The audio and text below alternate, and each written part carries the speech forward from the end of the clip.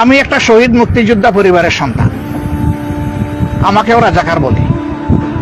আমি একবার একজনকে বলেছিলাম এক মিটিংয়ে এটা বলার পরে, যে জিভ ডান হাত দিয়ে নয় বাম হাত দিয়ে টান দিয়ে ছিঁড়ে ফেলে পায়ের তলায় ফেলে দেব, সাবধান হয়ে কথা বলবেন। বলে আপনার এত বড় সাহস, আপনি জামাতে ইসলামী করে আমাকে এই হুমকি দিলেন? আমি বললাম যে আপনি তো 17 দিনের মুক্তিযোদ্ধা, সেই হিসাবও আমার তালিকায় আছে, আর আমি একজন শহীদ মুক্তিযোদ্ধার ভাই, এটা হয়তো আপনার তালিকায় নাই। আমাকে জড়াইয়ে ধরে বলে, ভাই আমি জানতাম না, আমাকে ক্ষমা করেন। আমি বললাম আপনি জানবেন কেন? ওই শহীদ মুক্তিযোদ্ধার মুক্তিযুদ্ধের ঢোল গলায় নিয়ে তো আমরা বাজাই না, আমাদের প্রয়োজন নেই।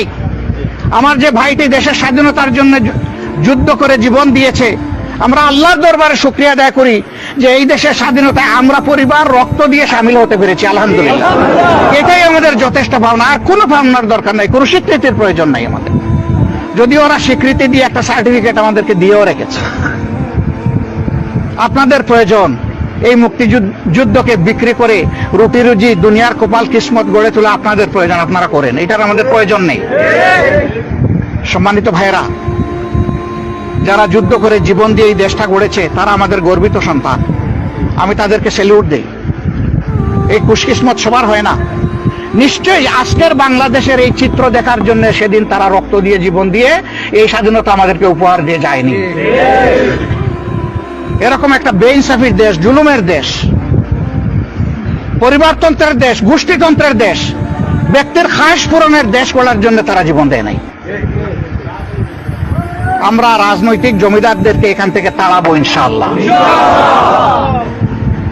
রাজনীতি করতে হলে জনগণ রাজনীতিবিদের কাছে যাবে না, রাজনীতিবিদকে জনগণের কাছে আসতে হবে, এবং 5 বছর পরে একবারের জন্য নয়, প্রতিদিন প্রতি মুহূর্তে জনগণের প্রয়োজনে রাজনীতি করতে হবে।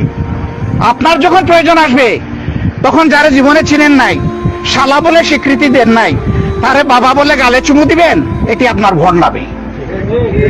এই ভণ্ডামির রাজনীতির দেশ শেষ হওয়া উচিত। রাজনীতি করতে হলে সাচ্চা রাজনীতি করতে হবে ইনশাআল্লাহ। বিপদে বন্ধু চেনা যায়, আর সুসময়ে ভণ্ড চেনা যায়।